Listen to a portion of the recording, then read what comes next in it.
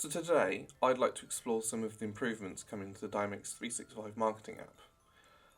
Microsoft has invested heavily in this app in the last few years, and we've seen plenty of changes in 2020, such as the Teams integration, which has been a huge benefit with the pandemic going on. This year looks to be the same, with regular updates, which forms part of Wave 1 that starts from April to September this year.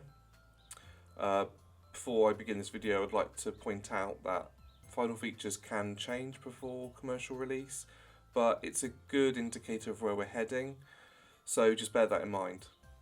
So to begin with, the big highlights, broadly speaking, Microsoft want to introduce more personalization features to show more relevant content to audience segments. So I think this is pretty cool. What this means is that using the email editor, you can select different images and text to show to different audiences. I think this will be very powerful. For example, let's say you were a bike shop and were planning a new email campaign. You could quickly surface an image that relates to the purchasing history of that audience. Perhaps they have bought a child-sized bike before. You could show them an image promoting a small helmet or other accessories designed for children instead of just a generic bike image banner. This would then show to that audience with that child, or you could then surface an image to a different audience, such as adult products and accessories. It's entirely up to you. So that would be for image and text, and you can then tailor it to however you see fit.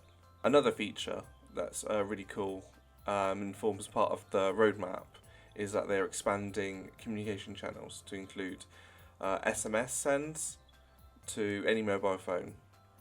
So as long as you've got a number in your audience, you can send a text message to them. In addition, they're also adding push notifications. This will go to any Apple or Android device for your audience. I think this will be useful for organisations who have a particularly loyal customer base, and they probably won't mind having either a transactional message, if they've purchased it recently and they need an update, or it could be promotional. So you could do either. So next, we also saw a preview towards the end of last year that uses AI-powered technology.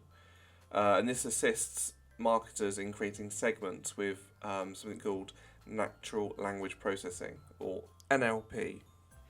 This basically means you can create a whole segment using your own CRM data by typing in a Google-style search, such as I want to create a segment based on people from London. And once you've typed that in, it will create an audience based on that contextual search.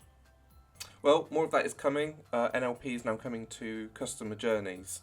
So with AI-driven contextual search, you can build a whole customer journey just based on something you're typing in, based on business metrics that you want to improve. What I'll be doing is I will add a link below so you can see the full features of Wave 1. This is just too many to list, but that's a good thing, I think. So I've mentioned the big highlights, and I think they will definitely add value to businesses in communicating with their customers. So if you have any questions, please feel free to get in touch with us. We'd be happy to help. The Dynamics marketing app is a big application with lots of features and customizability. So it's natural there is a little bit of a learning curve, which is why we can help you. So thank you very much for watching, and until next time.